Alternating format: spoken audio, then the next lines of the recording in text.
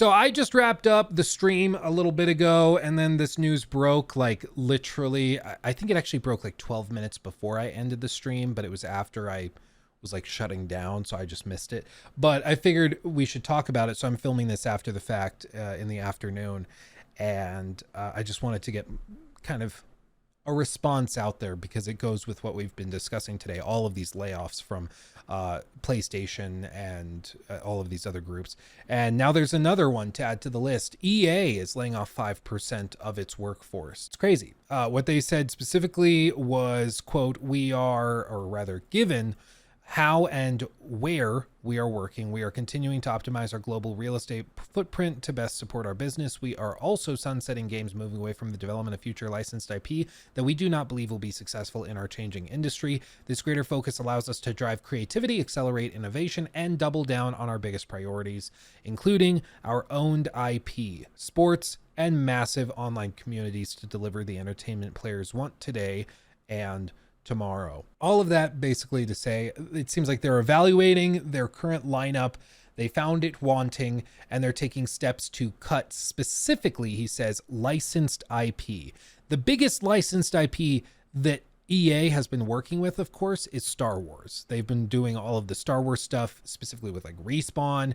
They did the Battlefront games, all of that stuff. There's recently been a rumored Mandalorian game coming from Respawn, and that got some people excited. And crazily enough, in an update they post right here, update, Star Wars FPS canned. I hate to be the bearer of bad news, but sources have told VGC that as part of the cuts, EA has canceled an in-development Star Wars first-person shooter at Respawn. This looks to be that Mandalorian game. Announced in 2022, the FPS game was being held by former LucasArts veteran and Medal of Honor co-creator Peter Hirschman, who previously worked on the original Battlefront games, The Force Unleashed, and more. This is an OG. Hirschman most recently directed the VR title Medal of Honor Above and Beyond. And then another update was that EA confirmed Laura Miele, or maybe, I'm not sure, has confirmed the cancellation of the Star Wars FPS. Quote, Respawn's unique ability to connect with players and create exceptional game experiences is unrivaled in entertainment. I sense a butt coming. As we've looked at Respawn's portfolio over the last few months, what's clear is the games our players are most excited about are Jedi and Respawn's rich library of owned brands. Knowing this, we have decided to pivot away from the early development on a Star Wars FPS action game to focus our efforts on new projects based on our owned brands while providing support for existing games. It's always hard to walk away from a project, and this decision is not a reflection of the team's talent, tenacity, or passion that they have for the game. Giving fans the next installment of the iconic franchises they want is the definition of blockbuster storytelling in the right place to focus. Basically, it just seems like there's been a big shift in the last few weeks from, not last few weeks, last like 6 months, from these huge companies where they are trying desperately to cut the fat. There is so much bloat, it seems, in the video game industry, specifically, not necessarily saying like the people are the bloat. I mean budgetarily. There are a ton of projects greenlit that should have never been greenlit. PlayStation greenlit 12 live service games for release within like a 3 to 4 year period. And so far, they've canceled 4 of them after years of development. And that's just hundreds of millions of dollars wasted for no reason, just gone. And I think investors are starting to get fed up with it. And it was kind of delayed. This sort of balancing or reevaluation of the industry should have been happening back in like 2019, 2020. But because of COVID, debt became so cheap that all of these companies could start to take out massive loans and issue bonds and things at outrageously low rates, which was basically free money.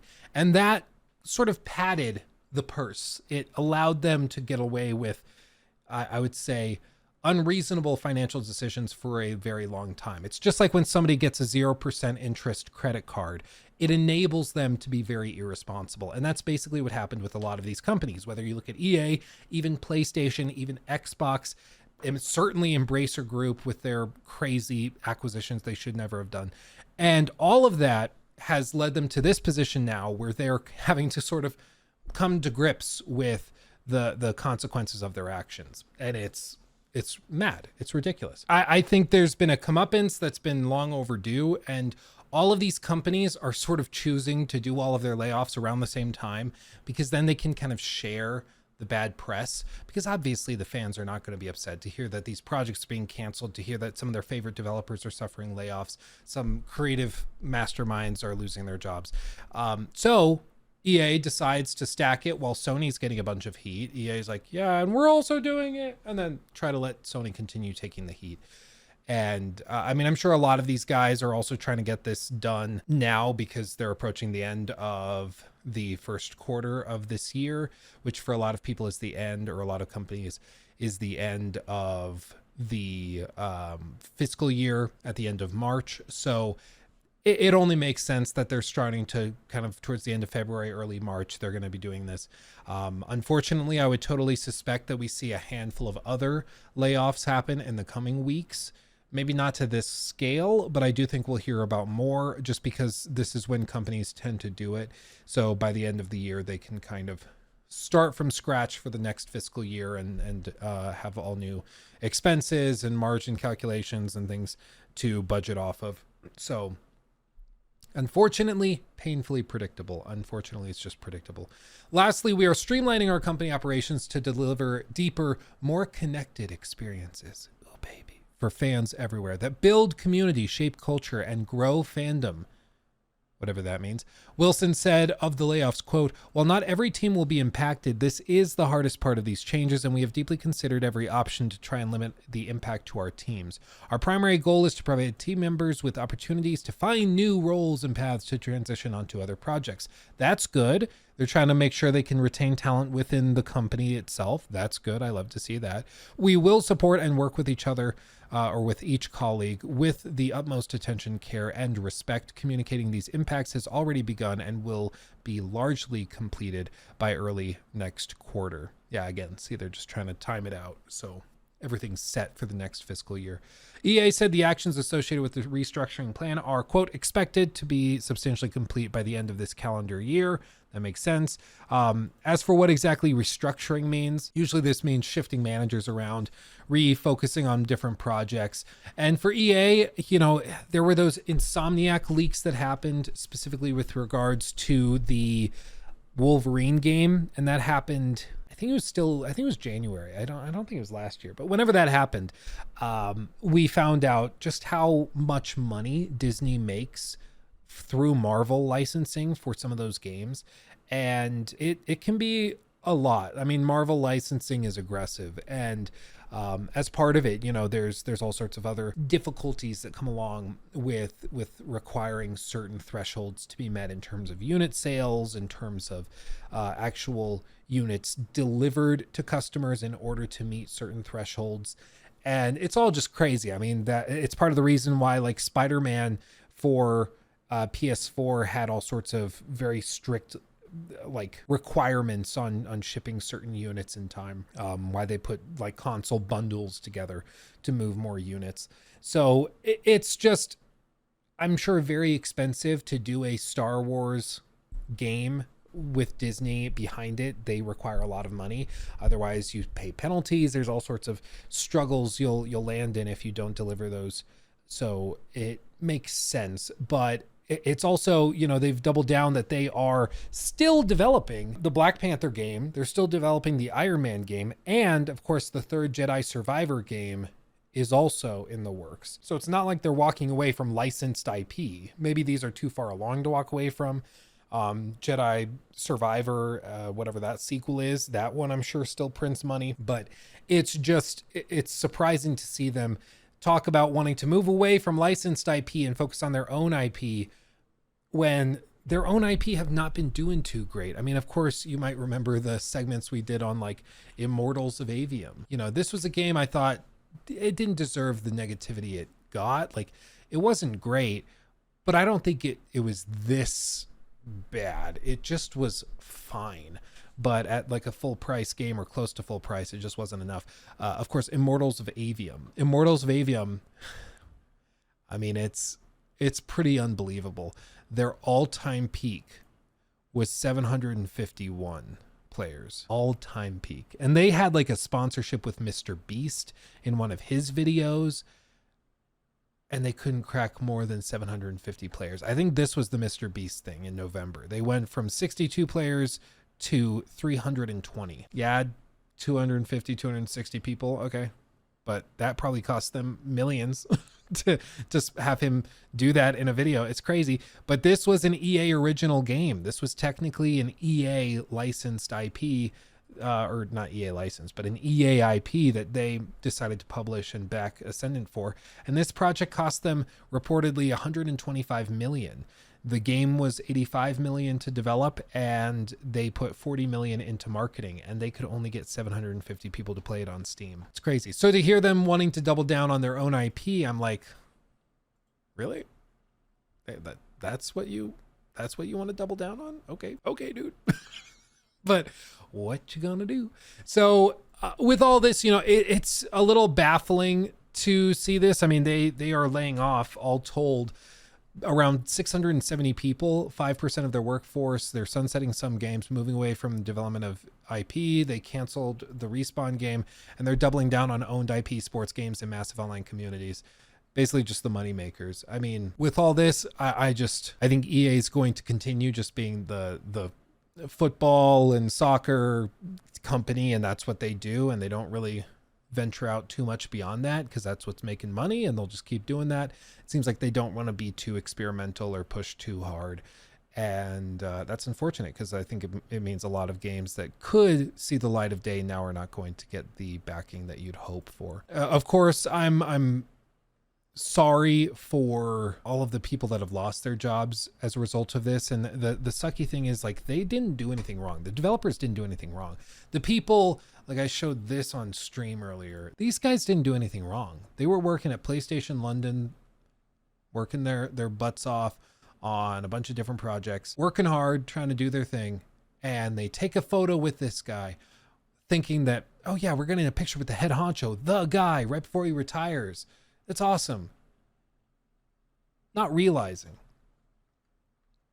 that he knew when he's standing here smiling, literally rubbing elbows with people, rubbing elbows. He knew that these people were all going to lose their jobs within 5 days. That's some cold-hearted crap. Like, that's unbelievable. I understand the difficulties of running a business. I get it.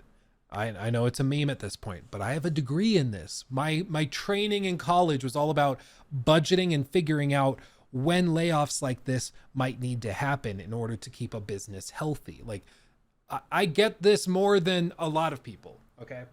But this is some next level, like, cowardice and cold-heartedness, and it's like ego serving, because he goes to the studio to take pictures and smile and shake hands and have them all boost his ego before he's sent off into retirement, and then he bails, disappears, and then all these people lose their jobs and are all devastated. Some of them are on work visas and they're just screwed now because they don't have a job, but they're on a work visa, so they got to figure something out fast. It's unbelievable. Like, it's unbelievable.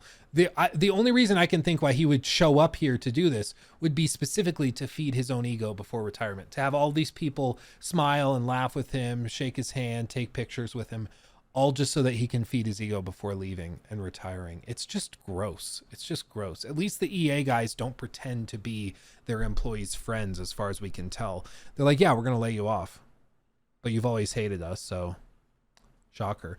It's when you shake hands and you're trying to play like you're their friend, and then you stab them in the back, that it's particularly gross. It's almost like these corporate managers of multi-billion-dollar corporations aren't your friend. Isn't that a crazy revelation? It's just terrible. It's just terrible. But I hope all these people land on their feet. There's some amazingly talented people out there.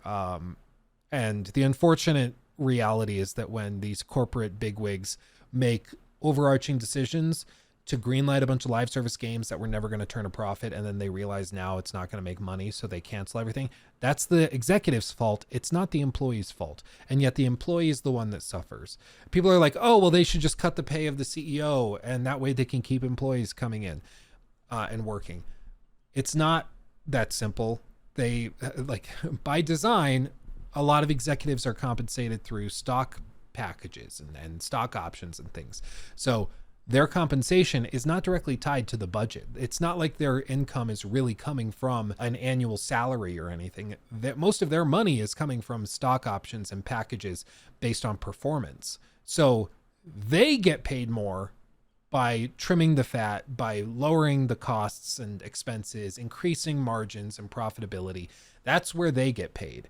So their compensation is directly opposite of the employees, which is it's that way by design, because they want to make sure that the executives can make those decisions to fire people, even if it's a difficult decision or an emotional one. And, there's been stories of like studies that they've done on corporate, they call them corporate psychopaths, people that feel no emotion or connection to human beings, but that rise the ranks within corporations because they're able to be really cutthroat and they don't feel for people. Like they can sit you down in their office, fire you to your face as you're sobbing because now you can't provide for your family, and then they'll just go play golf that afternoon for 2-3 hours. I think we've all had a boss kind of like that.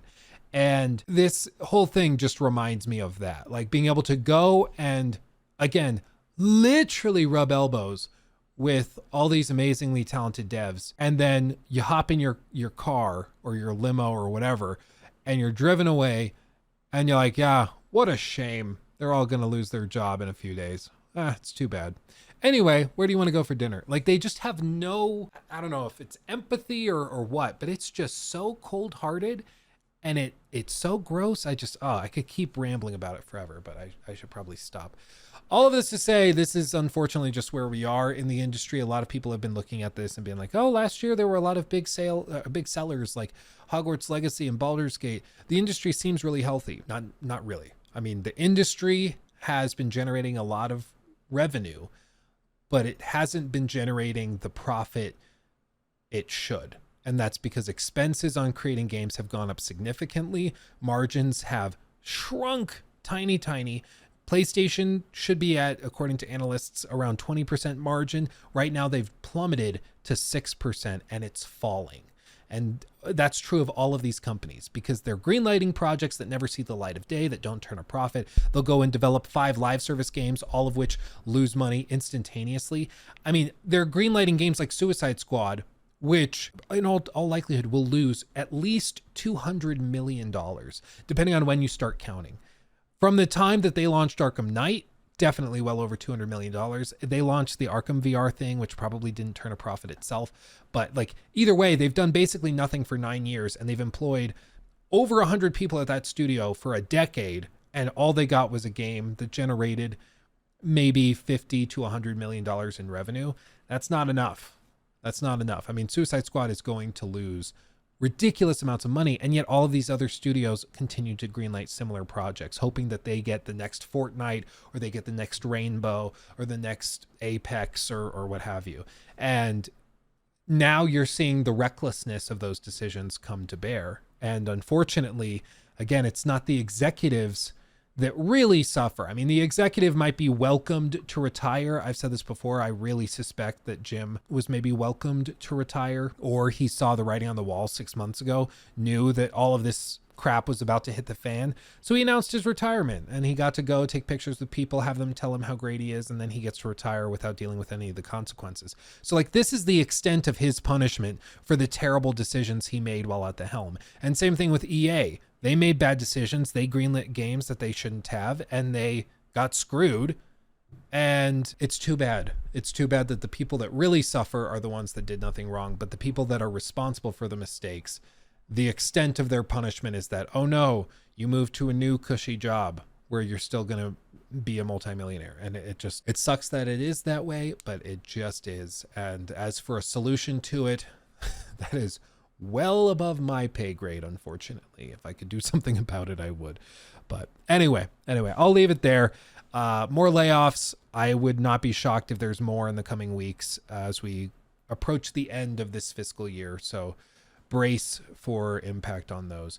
But thank you for watching. Thanks for chilling. If you see anybody out there that is a game developer, send them some love if they've been affected by these layoffs. It's always terrible. I can only imagine the shocking nature of being like, oh yeah, we just had lunch with like these bosses, or we're feeling good, we just had our game leak, like the Mandalorian game from EA. We just had it leak, but everybody's super stoked on it, is loving the idea of it, and then it ends up being canceled and you're fired. Like it's just so crazy to me. So much love to all of you guys out there. We feel for you.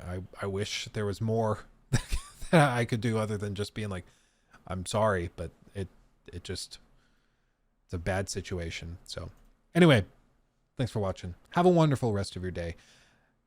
Eat an orange. Have some vitamin C. Stay healthy. I love you all. I'll see you in the next one. Hugs and kisses. Bye-bye.